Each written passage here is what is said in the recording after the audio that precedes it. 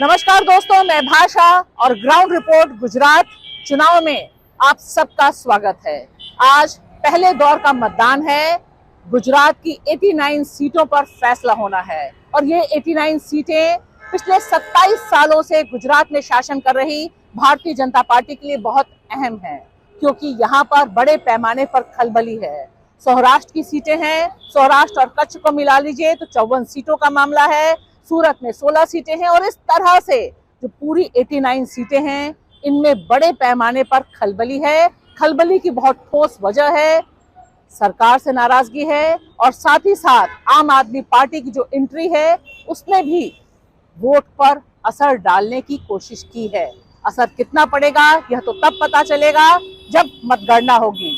लेकिन एक बात बहुत साफ है कि मोदी जी अपने चिर परिचित अंदाज में जिस समय सारा प्रचार इन 89 सीटों पर रुक चुका है, ठीक उस समय जब मतदाता जा रहा है वोट डालने, उस समय पूरे मीडिया पर छाए हुए हैं। उन्होंने पूरी कोशिश की कि जिस तरह से रोड शो अहमदाबाद में किया, जिसमें योगी सहित तमाम लोग उतरे, यानी उनका प्रचार बदस्तूर जारी है। जिस तरह की परेशानी है भाजपा को, वह दिखा रही है कि इस बार का चुनाव उतना आसान नहीं होगा। आज पहले चरण का मतदान हो रहा है, पहले चरण की पोलिंग हो रही है।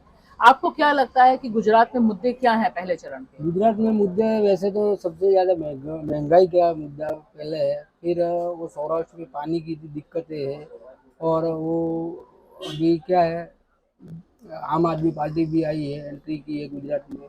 तो अभी कांग्रेस, आम आदमी पार्टी और भाजपा बीजेपी, इन तीनों में टक्कर तो होने ही वाली है। फिर भी मेरे को ऐसा लगता है कि बीजेपी की सीटें ज्यादा आएंगी। पिछली बार उनकी 99 आई थी, इस साल 100 से 1 कम आई थी।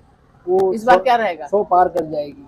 अच्छा, ऐसा क्या अच्छा काम किया बीजेपी ने? ऐसा अच्छा काम किया, सब मोदी का पहचानते हैं। एक बात है, मैं एक ही बात कहना चाहूंगा कि भाई देखो, अभी अपना देश का रिव्यू कैसा है हर जगह पे, फॉरेन में चले जाओ, कहीं भी चले जाओ। आप कहाँ गए हैं? कौन?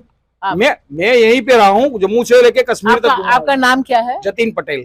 अच्छा, क्या काम करते हैं आप? ऑटो रिक्शा ड्राइवर हूँ। मोरबी पुल में गिरा और जो ठेकेदार था जिसने बदमाशी की वो भाग गया, वो पकड़ा नहीं गया। मोरबी पुल, हाँ मोरबी पुल।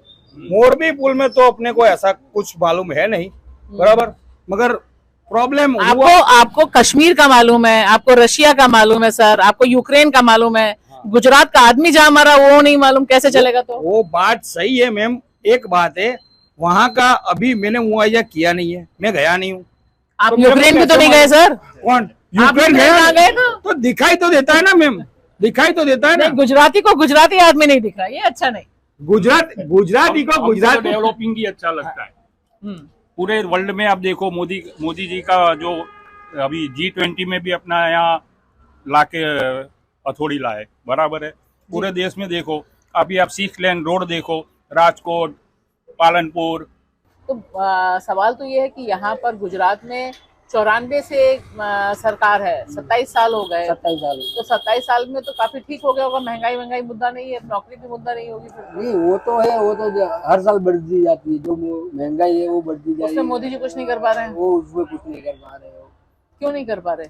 वो तो ऐसे ही बता रहे, वो तो सब महंगाई बढ़ रही है, वो बढ़ रही है, उसको वो अंकुश नहीं ला पा रहे हैं। फर्स्ट पेज का वोटिंग चल रहा है और गुजरात की जनता ने जो भारतीय जनता पार्टी का भ्रष्ट शासन है पिछले 27 साल से, बेरोजगारी, महंगाई, तानाशाही और नौयुवान जो एग्जाम, कॉम्पिटिटिव एग्जाम देते हैं उसमें 15 से 17 बार पेपर फूटे हैं, वो सब देखकर आने वाले इस चुनाव में बदलाव की राह देख रही है। जी, आप क्या करते हैं? मैं एक्चुअली प्रॉपर्टी ब्रोकर हूँ, ब्रोकरेज का काम करता हूँ प्रॉपर्टी। जी, तो आपको लगता है कि चेंज होगा? चेंज होगा जी। आपका क्या नाम है? मेरा नाम विपुल छेवाला है जी। और मैं अभी पहले चरण का मतदान चल रहा है जी। हाँ, पहले चरण का तो ये मैम के इस बार गुजरात की जनता ने एकदम पूरी तरह मूड बना लिया है कि बीजेपी को हराना ही है। लेकिन मोदी जी का इतना जलवा है, पूरा रोड शो चल रहा है, मोदी जी का सारे जलवा शहर का बिल्कुल वो तो आप और हम सब जानते हैं कि रोड शो कैसे होता है, लोग कहाँ से लाए जाते हैं, भाड़े की भीड़ इकट्ठा की जाती है, आप और हम सब जानते हैं। आप कह रहे हैं गुजरात में भाड़े की भीड़ की जरूरत है मोदी जी को? ऐसा ही चलता है, आप देखो जब से ये आचार संहिता लगी है, मतलब तब से बसें नहीं जा रही है, गवर्नमेंट जो स्ट्रक्चर था उसका उपयोग नहीं हो रहा है, तो कोई भीड़ आ ही नहीं रही, एकदम कुर्सियां खाली दिख रही है सभी जगह पे। पहले भीड़ दिखती थी जब सरकारी तंत्र का दुरुपयोग करके लाया जाता था, अब कोई नहीं आ रहा है तो सब जगह कुर्सियां खाली ही दिख रही है। आप पिछली मोदी जी की कोई भी सभा उठाकर देख लीजिएगा। तो इस बार गुजरात की जनता ने बदलाव का मूड बना लिया है। हाँ, क्योंकि इन्होंने क्या किया कि मोरबी दुर्घटना हो, ये जो जहरीली लेकिन मोरबी मुद्दा तो है नहीं। मोरबी क्यों नहीं होना चाहिए, इनकी भ्रष्टाचार होना चाहिए नहीं, लेकिन है तो नहीं ना। नहीं है, जनता जो है गुजरात की उसके अंडर करंट है। जनता को पता है कि ये लोग भ्रष्टाचार कर रहे हैं और अपने कुछ उद्योगपति दोस्तों को बचाने की कोशिश उसमें भी की जा रही, उनका FIR में भी नाम नहीं है। जब प्रधानमंत्री मोदी जब वेस्ट बंगाल में पुल टूटा तो वहां जाके ऐसा बोलते थे ये एक्ट ऑफ गॉड नहीं है, एक्ट ऑफ फ्रॉड है। तो यहाँ गुजरात में जो हुआ वो एक्ट ऑफ फ्रॉड ही है ना। पीएम को बार बार गुजरात की चुनाव में आना पड़ता है, पीएम को बार बार, इतिहास में पहली बार ऐसा दफा हुआ है तो पीएम को खुद आना पड़ता है, दौरा करना पड़ता है। उनकी नींद हराम हो गई है। गुजरात की प्रजा ने आम आदमी पार्टी पे विश्वास किया है, भरोसा किया है। जो भाजपा पे भरोसा किया 2002 में आप बात करते थे, उसी टाइम अटल बिहारी वाजपेयी ने मोदी जी को एक ही भलामन किया था, एक ही शिखामन दिया था कि आप राजधर्म निभाओ, राजधर्म निभाओ। लेकिन आज 2022 में क्यों जरूरत है? 2022 में जो उनकी नीति है नहीं चलने वाली। वो गाय के नाम पे मत लिया, कौमी तनाव पे मत लिया और अंदर अंदर जातिवाद पे भटका के उसने मत लिया है। वो जादू अभी ओसर गया है, जो जादू अभी चलने वाला नहीं है। आम आदमी पार्टी की सरकार बनेगी बनेगी बनेगी। देखिए, सौराष्ट्र में जो मुझे लगता है कि सौराष्ट्र सबसे पहले पानी से, गुजरात में सबसे कम पानी जो जाता है वो सौराष्ट्र और कच्छ में जाता है पहले से।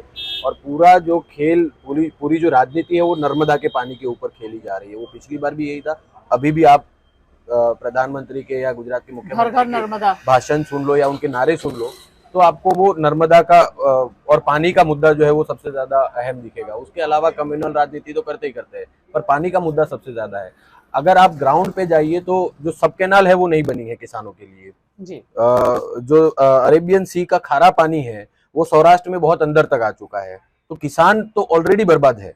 अब पूरा जो ये इलेक्शन का माहौल है उस टाइम पे मोरबी का हादसा होना या बिल्किस के आरोपियों को छोड़े जाना, ये सारे इशू जो है चर्चा में है, पर ग्राउंड पे आप जाएंगे तो ये सारी चीजें बहुत ज्यादा असर नहीं कर रही है। मतलब मोरबी का हिस्सा है एक सेंसिटिव, क्योंकि ज्यादातर लोग जो है सौराष्ट्र के मरे। मोरबी में जो 200 से आसपास लोग मरे वो सौराष्ट्र में उनकी डेथ हुई। तो आप सौराष्ट्र में जाएंगे तो कहीं ना कहीं कोई गांव में आपको जो मरने वालों के उनके रिलेटिव मिल जाएंगे। तो उनका ये कहना है कि भाई सरकार ने ये, इसके लिए साफ साफ सरकार जिम्मेदार है। जो कॉन्ट्रैक्टर है वो विदेश भाग गया, मजदूरों को आपने ट्राइबल 2 मजदूरों को पकड़ लिया या दलितों को पकड़ लिया, तो वो पूरा एक एंटी इनकम्बेंसी है। रोजगारी का अपना सवाल है सौराष्ट्र में। मैं यहाँ आप दर्शकों को बता दूं कि हम सौराष्ट्र और कच्छ की जो बात कर रहे हैं, सौराष्ट्र में 54 सीटें हैं तकरीबन, अगर कच्छ और उसको मिला लें, और इसमें से 30 सीटें कांग्रेस के पास पिछली बार थी। यानी कांग्रेस का अहम गढ़ था ये, वहाँ पे काफी बड़े पैमाने पे उसने अपना जनाधिकार पाया था। लेकिन जो बड़े नेता रहे सौराष्ट्र के वो इस समय नहीं है। भाजपा ने काफी इनरोड किया है। और आम आदमी पार्टी की क्या स्थिति है, वो किसके वोट काट रही है और कितने वोट काट रही है? देखिए, शुरुआती पीरियड, मतलब पहले तो मैं इस बात का जवाब दे दूं कि जो सौराष्ट्र में 2017 में जो कांग्रेस के नेता बड़े वाले जीते थे, वो कोली कम्युनिटी से हो, पाटीदार कम्युनिटी से हो, उनको बाय हुक एंड कुक जो है बीजेपी डरा के अपनी पार्टी में लेके गई और मंत्री भी बनाए थी, और उसमें से तकरीबन 17 जो है ओवरऑल चले गए भाजपा। तो मंत्री भी बनाए उनको। पर ऐसा है कि अब धीरे धीरे लोगों को समझ में आ रहा है कि हम जिनको वोट करते हैं वो चले जाते हैं और हमारा वोट जो है वो बेकार चला जाता है। मतलब हम नहीं चाहते। आम आदमी पार्टी में यही मुद्दा भी यही है, मुद्दा भी यही है। वो कांग्रेस को यही कहती है कि कांग्रेस बिक जाएंगे और ये बिल्कुल बीजेपी में तो कांग्रेस, मतलब अरविंद केजरीवाल जब शुरुआती पीरियड में यहाँ पे आए 5-6 महीना पहले, जब वो एक्टिव हुई आम आदमी पार्टी, तो उन्होंने फोकस जो किया था वो सूरत और कुछ सौराष्ट्र का हिस्सा और जहाँ कांग्रेस के सीटें थी वहां पे ज्यादा किया था। और शुरुआत में ये भी लग रहा था, मतलब सारे पॉलिटिकल एनालिसिस हो, चाहे सारे कांग्रेस के लीडर हो, बीजेपी के लीडर हो, कि आम आदमी पार्टी जो है वो बी टीम की तरह, बीजेपी की बी टीम की तरह काम कर रही है और कांग्रेस के वोट काटेगी। बट अब जो है ये लग रहा है कि वो सिर्फ और सिर्फ बीजेपी के वोट नहीं काट रही है, अब वो कांग्रेस के भी उतने ही वोट काट रही है और बीजेपी के शायद उससे ज्यादा काट रही है। अच्छा, बीजेपी इसीलिए बीजेपी सबसे ज्यादा हमलावर जो है वो आम आदमी पार्टी के ऊपर है। दोस्तों, न्यूज क्लिक की ग्राउंड रिपोर्ट में हम कोशिश करते हैं उन बुनियादी सवालों को उठाने की जिन पर चर्चा बहुत कम है, और हमारा यह मानना है कि इन सवालों पर ही लोकतंत्र में चर्चा होनी चाहिए, मतदान होना चाहिए, सरकारें बननी चाहिए।